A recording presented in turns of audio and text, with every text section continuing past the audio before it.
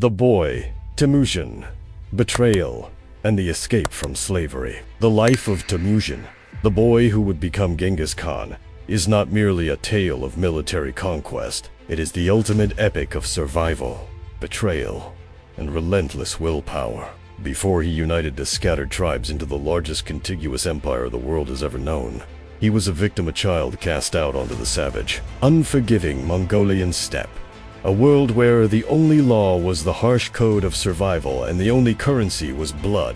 Temüjin was born around 1162. The date is debated near the Yassa River. His birth was heralded by legend. It is said he was born grasping a blood clot in his tiny fister sign. Perhaps of the blood he would one day spill, or the destiny of rulership he would seize. He was the son of Yasuge, the Valiant, a prominent chieftain of the Borjigin clan, and his fierce, resourceful mother, Ellen. His early years were shaped by the nomadic cycle, vast open plains, constant raiding, and the mastery of the horse skills he absorbed almost from birth. His destiny was violently derailed when he was between 9 and 12 years old. Yasuge, returning home from a campaign, was ambushed and poisoned by the rival Tatar tribe during a false feast, an act of calculated treachery. On his deathbed, Yasuge urged his people to follow his young son. The death of the chieftain immediately created a fatal vacuum of power.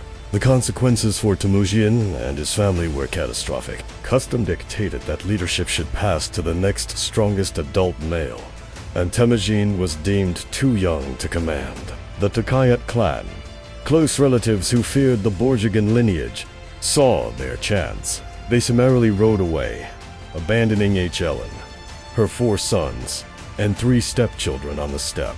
The abandonment was a psychological scar deeper than any wound. They were left without tents, without protection, and, most crucially, without livestock, forced to survive on roots, berries, and the occasional mouse. This betrayal, by his own blood, instilled in Temüjin a lifelong, profound distrust of tribal loyalties and a deep understanding of ruthlessness, which would later define his unified empire. The struggle for survival within the family itself soon led to Temüjin his first act of terminal violence. In a dispute over a freshly caught fish, or perhaps a stolen hawk, Temüjin confronted his older half-brother, unable to tolerate the disrespect or the challenge to his budding authority. Temüjin, aided by his full brother Kassar, shot Bakhtar with arrows. This shocking, decisive, and brutal act, killing a member of his own family for a minor transgression, was a foundational moment. It demonstrated that Temüjin possessed a singular, cold capacity for command. Survival required absolute power and absolute compliance. Yet, his newfound authority did not save him. The Tangut clan, fearing the boy who killed his own brother, hunted Temüjin down. He was captured, subjected to the ultimate humiliation, and shackled into a wooden neckstock kang, a heavy yoke that prevented him from moving his head or eating without help. He was enslaved, treated as an animal, and paraded before his former kinsmen. But the young Temüjin possessed an unnatural resourcefulness. One evening, during a feast, while his captors were drunk, Temüjin seized his opportunity. He struck a guard with a heavy kang, stunning him, and fled into the darkness. He used the kang not only as a weapon but as a shield against the surge, hiding in a small river, submerging himself until only his nose was above the cold water. He was rescued by a sympathetic villager, eventually making his escape complete. This terrifying episode of betrayal, enslavement, and resourceful escape forged the core of the future conqueror. A man utterly devoid of sentimentality, who believed that loyalty must be earned through strength, and that only absolute, unified power could ensure survival on the steppe. The kidnapping of Börte and the blood-sworn Brotherhood, and having escaped enslavement by the ruthless Tangut clan. The young Temüjin, now in his late teens, was a man without a tribe, but not without destiny. His first priority was to restore the dignity and security that his family had lost. The crucial first step was political legitimacy, which he secured by retrieving his promised bride, Börte, from the Anjarat tribe. Börte was not merely a political pawn. She was an intelligent, fierce woman who would become Temüjin's primary political advisor and the undisputed empress of his future empire. Their marriage secured a vital, early alliance. However, Temüjin's brief period of peace was violently shattered by the ghosts of the past. Soon after the marriage, the Mukid tribe, a traditional rival who harbored deep grudges against Temüjin's late father, Yasuge, launched a brutal, surprise dawn raid on his camp. The attack was swift, terrifying, and aimed at total humiliation. Temüjin, alerted to the danger, escaped on horseback, but he was forced to leave Börte behind. The Mukid seized her as a prize of vengeance. Börte's kidnapping was the single greatest psychological trauma of Temüjin's early life, far exceeding the betrayal and enslavement. It was not just the loss of his wife, but an attack on his honor and his claim to leadership. In the culture of the steppe, a man who failed to protect his wife and property was a man without power. This event forced Temüjin to shed his identity as a mere chieftain's son and act immediately as a decisive warlord. He refused to pay a ransom or negotiate. He demanded absolute retribution. To launch a retaliatory campaign against the powerful Mukid's, Temüjin desperately needed alliances. He turned first to Togrul Khan, known later as Wang Khan, the leader of the powerful Kiryat tribe. Togrul had been Temüjin's father's blood brother, and Temüjin played upon this ancient loyalty, humbly presenting himself as Togrul's adopted son. Togrul, recognizing the potential in the fierce young man and honoring his old oath, agreed to supply military aid. Temüjin also appealed to his own childhood friend, Jamukha, the charismatic chieftain of the Jederan tribe. Jamukha was a master of traditional warfare and poetry, possessing an immense natural nobility. Temüjin and Jamukha renewed their own childhood bond, swearing the oath of Enda, and becoming blood brothers, a ritual that committed them to lifelong mutual defense. For a time, Temüjin had what he desperately needed: a powerful mentor, Togrul, and a brilliant, charismatic peer, Jamukha. The combined forces of the three allies launched a massive, coordinated attack on the Mukid strongholds. The campaign was a total success, culminating in the complete and brutal destruction of the Mukid tribe. Temüjin recovered Börte, but the trauma of her captivity was immediate. Soon after her rescue, Börte gave birth to a son, whom Temüjin named Joki, meaning guest or due to the ambiguous timing of the birth relative to her captivity. The paternity of Joki was immediately questioned by the tribes. This crisis posed an existential threat to Temüjin's lineage. Wayochi, Emaki Dosung. He could never inherit the nascent empire. Temüjin, however, publicly embraced Börte and claimed Joki as his firstborn, legitimizing him to the world. Yet, the tribal whispers and the lingering doubt created a deep, irreparable tension between Joki and his half-brothers, a tension that would plague the succession for generations. With the Mukids defeated and Börte recovered, Temüjin and Jamukha ruled side by side for a time, commanding a large, successful, combined camp.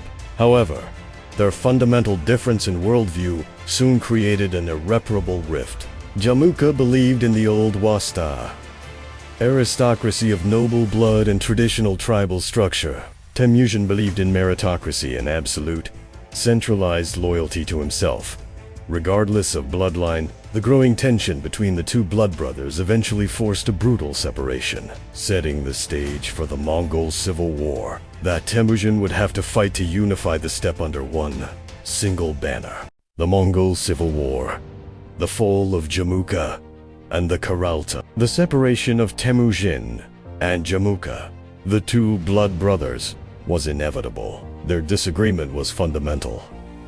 Jamukha championed the traditional, aristocratic order of the steppe, where power was dictated by noble lineage. Temüjin insisted on meritocracy, discipline, and unwavering personal loyalty to him, regardless of clan or birthright. This ideological split fractured the Mongol world, plunging the tribes into a brutal, decade-long civil war that would ultimately decide the fate of Asia. Temüjin's core followers consisted of the Nakar companions, men of proven loyalty and skill, often the dispossessed and marginalized, who saw in Temüjin the promise of reward based solely on their abilities. In contrast, Jamukha commanded larger, more established forces, leveraging the ancient structures of tribal authority. The conflict was costly. Early in the war, Temüjin suffered a major tactical defeat at the Battle of Dalen Balch. He was forced to retreat, losing a significant portion of his forces. The defeat, however, was a vital lesson. Temüjin realized that while he demanded loyalty, he needed to enforce absolute, ruthless discipline and organization. He restructured his forces, implementing a strict decimal system units of 10. 1,000 that mixed tribal affiliations, ensuring that soldiers' primary loyalty was to their unit commander, not their clan system that would later conquer the world. The final high-stakes confrontation involved the betrayal of his adoptive father and powerful ally, Togrul Khan, Wang Khan, of the Kiryat. Togrul, influenced by Jamukha's aristocratic arguments and the ambition of his own heir, eventually succumbed to fear and greed, turning against Temüjin. This was a profoundly emotional and military crisis for Temüjin, who had trusted Togrul completely. He survived an assassination attempt orchestrated by Togrul, narrowly escaping capture. The betrayal was complete. The ensuing campaign against the Kiryat was a desperate struggle. Temüjin had to defeat the single largest, most powerful tribal confederation on the steppe. He cornered Togrul's vast forces and launched a relentless, surprise attack that lasted 3 days and nights. Temüjin's new, unified army, fueled by the discipline and loyalty he had forged, fought with unstoppable ferocity. The Kiryat were utterly defeated, their power annihilated, and Togrul Khan was killed while trying to flee. His massive tribe was then absorbed into Temüjin's growing ranks, bolstering his numbers and confirming his military superiority. With the major confederations defeated, the civil war drew to a close. The final confrontation came against Jamukha himself. Jamukha, deserted by his own followers who recognized Temüjin's inevitable victory, was captured and brought before the man who had been his end. Temüjin, honoring the ancient bond of blood brotherhood, offered Jamukha complete forgiveness and a high position in the Nasand Empire. Jamukha famously refused, understanding that their ideological paths could never merge. As there is only one sun in the sky, there is only one Lord of the Mongols. Were we to be companions, there would be whispers and divisions. Jamukha then requested an honorable death without the spilling of his noble blood, usually achieved by breaking the spine. Temüjin honored this request, a powerful, final, symbolic act that closed the era of tribal feuds and signaled that the new empire respected even its fiercest rivals. With all rivals defeated and the Mongol tribes fully unified under his personal command, Temüjin convened a Khuraltai Great Assembly in 1206.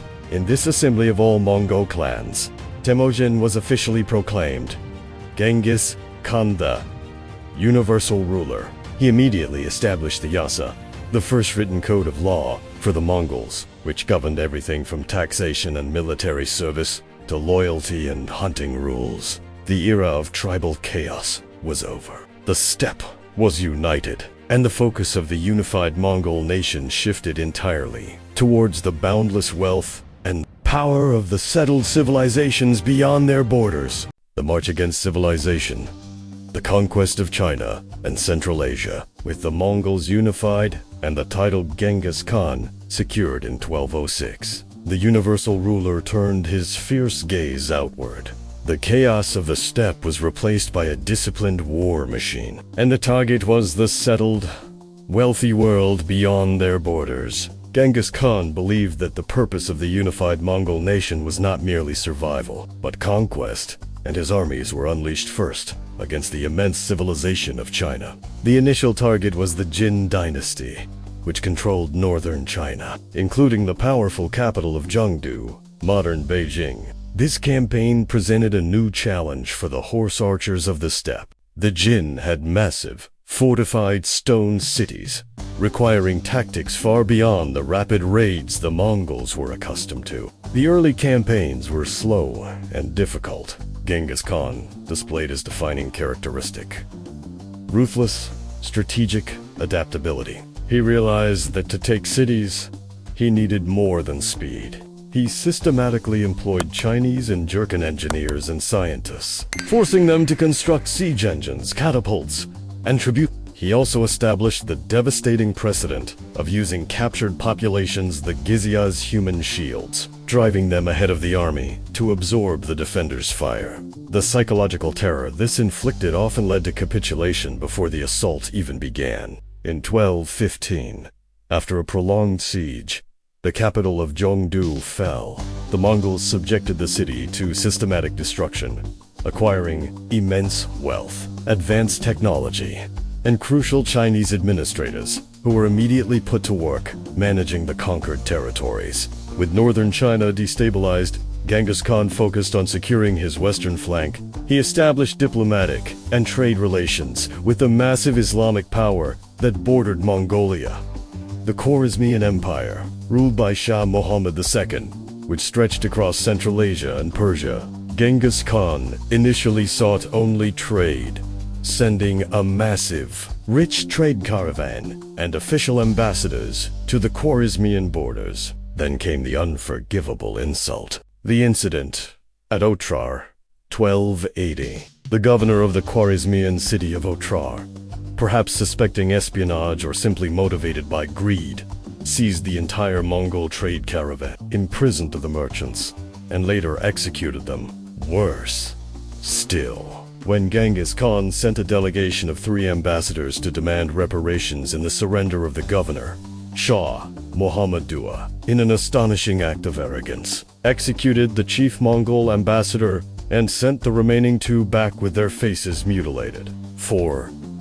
Genghis Khan, who valued loyalty and the sanctity of diplomatic missions above all else, enshrined in the Yassa. This was not merely a crime, it was a declaration of total war and a terminal insult to his sacred honor as the universal ruler. He immediately postponed the remainder of the Chinese conquest and redirected the entire might of the unified Mongol army towards the west. The Khwarezmian campaign 1219-1221 remains one of the fastest and most devastating invasions in history. Genghis Khan committed up to 200,000 men. The strategy was overwhelming speed, combined with deception and paralyzing feints. While the Shah expected a main attack in the north, Genghis Khan divided his forces, sending rapid detachments through previously impassable deserts, surrounding and isolating major cities simultaneously. Ancient, magnificent centers of learning and trade like Bukhara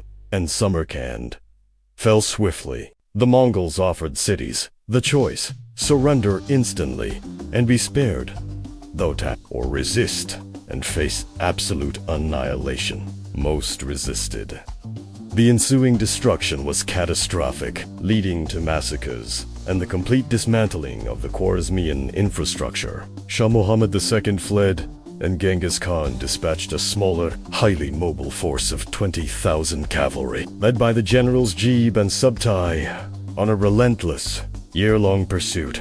The Shah was hunted down to a tiny island in the Caspian Sea, where he died of illness, leaving his shattered empire to the mercy of the universal ruler. The Great Raid of Jebe and Subutai, and the final campaign, with the massive Khwarezmian Empire shattered. Genghis Khan controlled an empire that stretched from the Pacific Ocean to the Caspian Sea.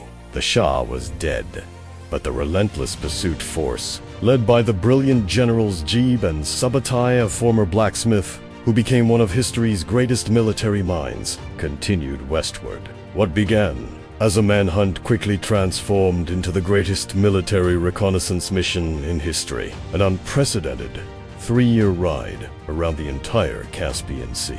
The 20,000 Mongol cavalry, acting as an independent expeditionary force, traveled through Persia, traversed the towering Caucasus Mountains, and entered the vast steppes of Eastern Europe. Their mission was not merely conquest, but intelligence gathering. Scouting the terrain, testing the local armies, and collecting information on the kingdoms of the West. They met and systematically defeated the Georgians and the Kipchaks, gathering momentum and terrifying reports. In 1223, the Mongol detachment faced its greatest challenge on the banks of the Kalka River in modern Ukraine. Here, they confronted a massive, combined force of Russian princes from Kiev, Chernigov, etc., and the allied Cuman tribes. The European forces were numerically superior, heavily armed, and confident in their combined strength. Subutai, in a masterstroke of psychological warfare and strategic genius, ordered a feigned retreat for 9 agonizing days. The Mongols steadily withdrew, baiting the heavy, fragmented Russian forces. The Russian princes, fueled by arrogance and a lack of unity, chased the Mongols relentlessly, breaking their own formation and stretching their supply lines. When the Mongols reached the Kalka River, they turned their entire force and launched a devastating, coordinated attack. The feigned retreat had succeeded in turning a massive, organized army into a disorganized collection of individual contingents. The battle was a massacre. The Russian princes were annihilated, their leaders executed in a horrifying Mongol ritual, smothered under wooden planks, and the Mongol force proved that European discipline was no match for their speed and organized chaos. The Kalka River was a devastating prophecy. It confirmed that the vast, wealthy, but disorganized kingdoms of Europe were vulnerable to the Mongol military machine. Jebe and Subutai returned to Mongolia with detailed maps and intelligence, paving the way for the later, full-scale invasion of the continent. While his generals were raiding the West, Genghis Khan focused on the enduring foundation of his realm. He was a conqueror, but also a builder. He formalized the Yassa code of law and ensured its enforcement across the immense, newly conquered territories. He established the Gotagon, incredibly efficient, state-of-the-art Pony Express relay system that allowed messages to travel across the entire continent in days rather than months, effectively centralizing command. He also mandated the use of the Uyghur script to create a unified written language for the traditionally illiterate tribes, ensuring the administrative survival of his empire. In 1226, the aging Genghis Khan was forced to launch his final campaign. The target was the Western Xia Tangut kingdom, situated on the border of northern China. The Tanguts had committed the unforgivable sin of betrayal. They had refused to provide troops during the difficult Khwarezmian campaign and had been actively plotting alliances against the Mongols. Genghis Khan viewed this as a personal stain on his honor and a threat to the stability of the entire empire. During the final push against the Tangut capital, Genghis Khan fell violently ill, likely from typhus or injuries sustained in a fall from his horse. Knowing his life was ending, he ruthlessly pushed his commanders to continue the siege. His final order was clear: the utter destruction of the Tangut leadership and the complete erasure of their kingdom, a terminal example to any who would dare betray the universal ruler after his death. The man who had survived betrayal and slavery was determined to prevent it from defining his legacy.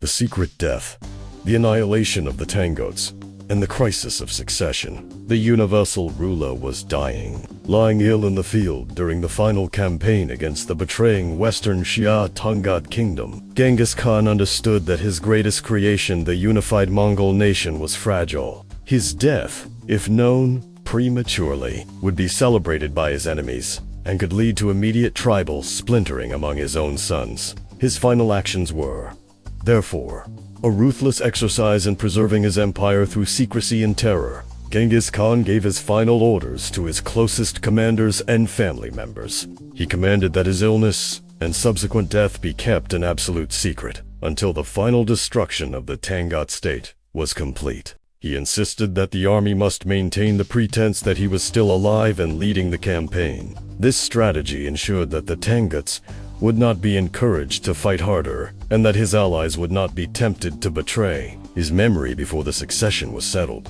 Genghis Khan died in the field in 1227, possibly from internal injuries sustained in a fall from his horse, or from the fever that had weakened him. The precise location and cause remain deliberately obscured by history, a testament to the success of the secrecy imposed by his commanders. His body was transported back to Mongolia in utter silence, accompanied by an honor god that reportedly killed every single person or animal they encountered on the route to prevent the secret from leaking. A final, chilling act of loyalty and ruthlessness. The Tangut capital fell shortly after his death. Following his final, unwavering command, the Mongol forces carried out the systematic annihilation of the Western Xia leadership.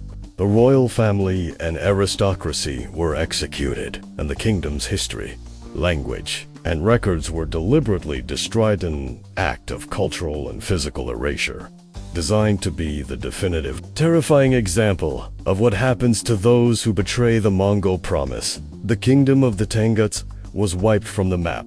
With the conquest complete and the great secret safely guarded, the crisis of succession immediately erupted. Genghis Khan had established a clear line of command, but the reality of the situation was far more complex. Tradition dictated that the youngest son, Tolui, the greatest military commander, would inherit the homeland oxygen and the core forces. However, Genghis Khan had designated his third son, Ögedei, as the Great Khan Kagan, recognizing his political maturity and diplomatic skills over Tolui's military prowess. Adding to the tension was the unresolved fate of the eldest son, Joki, who had died possibly by assassination, possibly by illness before his father, never resolving the doubt over his paternity due to the Merkid capture. Joki's sons, who would go on to command the Golden Horde in the west, inherited an intense, underlying bitterness and a lack of loyalty to the central Mongol authority that would plague the empire for centuries, until the Khuraltai Great Assembly could be convened, a process that required years for all commanders to travel back from the edges of the newly massive empire. As the youngest son acted as regent, he controlled the vast majority of the main Mongol army and the homeland, making him the most powerful man in the world, despite the fact that his father had designated another. This period was fraught with tension, requiring iron discipline and strict adherence to the Yassa to prevent the entire empire from fracturing. Before the succession could be legitimized, the future of the unified Mongol steppe hung precariously on the loyalty of Genghis Khan's four sons. The unstoppable wave, Ögedei, the Golden Horde, and the eternal legacy, the death of the universal ruler, Genghis Khan, in 1227, marked the end of the first epoch of Mongol conquest, but not the end of the empire itself. In 1229, the commanders and family members assembled for the Great Khuraltai, in a testament to Genghis Khan's foresight and the power of the Yassa, his law code. The transition was surprisingly peaceful. Despite controlling the army, the fierce regent Tolui honored his father's final wish, and the Great Khan's title, Kagan, was formally bestowed upon the chosen successor. The diplomatic and administrative-minded Ögedei immediately formalized the centralized capital at Karakorum, and, crucially, ordered the continuation of the grand plan, the total subjugation of the West. The second massive wave of invasion, the largest military expedition ever launched from Mongolia, was organized. It was commanded by Batu Khan, Joki's son, leading the Golden Horde and guided by the military genius, Subutai. This force of up to 150,000 men swept through the disorganized Russian principalities, conquering city after city with ruthless efficiency. The vastness and decentralized nature of the Russian states proved no defense against the unified, highly disciplined Mongol cavalry. The armies then split, launching two prongs of attack into the heart of Europe. The first prong struck Poland and the Teutonic Knights, culminating in the Battle of Ligny in 1241. The Mongol army, using their signature feigned retreats and brilliant command structure, utterly annihilated the combined Polish and German forces. The second prong struck Hungary, the largest and most powerful kingdom in the region. The climactic clash at the Battle of Mohi 1241 saw Subutai use complex, maneuvering a massive flanking movement across the river to turn a major Hungarian defeat into a catastrophic slaughter. For the first time, Western Europe realized that the terrifying rumors were real. A unified, unstoppable power was sweeping across the world. The complete conquest of Europe seemed inevitable. Subutai was already making plans to invade Vienna and continue westward. However, in late 1241, an event on the fall-off steppe accidentally saved Western Europe. Genghis Khan died in Mongolia. The Yassa demanded that all commanders of the bloodline, including Beta and Subutai, return immediately for a new Khuraltai to elect the next great Khan. The army's momentum was broken, and the Mongols retreated, never to return in such unified, overwhelming force. The lasting legacy of Genghis Khan is not simply the record of conquest, but the enduring structures he imposed. His empire unified vast, previously warring regions, leading to the Pax Mongolica Mongol peace. The vast road networks and the Gurt Umlaut system ensured the safety of the trade routes, facilitating an unprecedented exchange of goods, ideas, and technologies between the East and the West, creating the first truly globalized trade network. The Yassa, by protecting religious freedom and demanding loyalty, created a multi-ethnic state that valued skill over ethnicity. Genghis Khan's story is the ultimate epic of the outsider. He began life as an outcast, abandoned to die, and ended it as the universal ruler whose bloodline would control territories spanning millions of square miles for centuries. He transformed the brutal necessity of survival on the steppe into a strategic philosophy that conquered a tenth of the world. The boy Temüjin proved that vision, discipline, and absolute will could forge an unprecedented destiny, making him not merely a historical figure, but an eternal symbol of human ambition.